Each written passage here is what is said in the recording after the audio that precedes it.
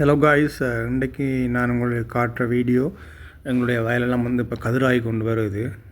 ஏகத்துக்கு வந்து வயல் கதிராயிட்டு தான் உங்களுக்கு காட்டுறேன். இது நீட்டு சிவப்பு, அதாவது 362 வகை சார்ந்த நெல்லினம் தான் நாங்கள் இந்த முறை விதைச்சிருக்கிறோம். இதுக்கான ரீசன் சொன்னால் இதில் வந்து நோய் தாக்கம் இருக்காது. அதே மாதிரி இந்த தண்ணிகள் இதெல்லாம் வந்து தாண்டாலும் வந்து அந்தளவு பாதிப்பை வந்து இந்த நெல்லினம் தராது. தண்ணிக்குள்ளேயும் வந்து வேறு வந்து சேவை பண்ணக்கூடிய ஒரு ஆள். மற்ற அந்த போலை இனங்கள்னு சொல்கிற அந்த பிஜி வர்க்கம் அந்த நெல்லினங்கள் வந்து தண்ணியில் தாண்டாலும் வந்து டக்குன்னு வந்து அழுகி போயிடும். அதுக்காக தான் இந்த மாரி காலங்களில் வந்து இந்த நெல்லை வந்து எல்லோரும் விரும்பி செய்கிறது.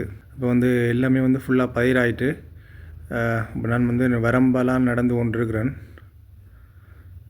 இந்த வரம்பில் நடக்குள்ள வந்து கொஞ்சம் பார்த்து நடக்கணும் என்றால் இந்த பாம்புகள் வந்து இந்த வரம்பில் தான் அதிகமாக வந்து இருக்கும், வயலுக்குள்ளே இருக்காது. இப்போ நான் சரியாக வந்து ஒரு 7 மணி அந்த டைமில் காலையில் நான் இப்போ வயலுக்கு போயிருக்கிறேன். இங்கே பாருங்கள், எல்லாம் வந்து கதிராயிட்டு இன்னொரு 10-15 நாளில் வந்து இந்த நெல் வந்து ஃபுல்லாக காயாக போயிடும்.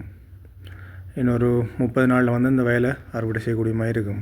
இப்போ பார்த்தாலே தெரியும், சரியான ஒரு பனி மூட்டமான ஒரு கிளைமேட் தான் இப்போ ஸ்ரீலங்காவில் இருந்து கொண்டிருக்கு. சரியான குளிரான காலநிலையாக இருக்குது. பாப்பம் இந்த வயல் வந்து எந்தளவுக்கு அறுவடை ஏற்றுறதுன்னு சொல்லி இது ஒரு 4 ஏக்கர் வயல் தான் இது.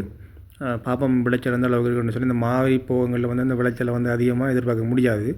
இருந்தாலும் பாப்பம் எந்த அளவுக்கு அறுவடை வருதுன்னு சொல்லி